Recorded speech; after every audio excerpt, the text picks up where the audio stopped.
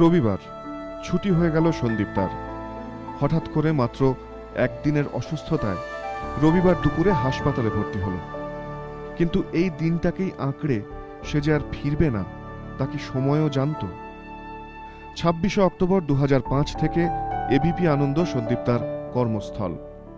সদা হাস্যময় এই সহকর্মী রবিবার সন্ধে 7:15 উত্তর কলকাতার একটি বেসরকারি হাসপাতালে হৃদরোগে আক্রান্ত হয়ে মাত্র 34 বছর বয়সে আমাদের ছেড়ে চলে গেল।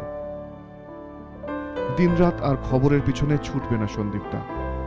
স্টুডিওয়ে যে কোনো বিষয়ে অকাট্য যুক্তি আর প্রশ্ন নিয়ে তর্ক জুড়বে না।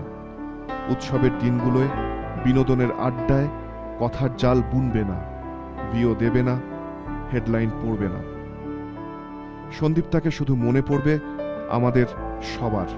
স্টুডিও থেকে দর্শকদের কাছে খবরটা সবার আগে পৌঁছে দেওয়ার প্রশ্নাতীত পেশাদারিত্ব মনে রাখবে সন্দীপদাকে। তবে সন্দীপদা আর বলবে না, চোখ থাকুক এবিপি আনন্দে।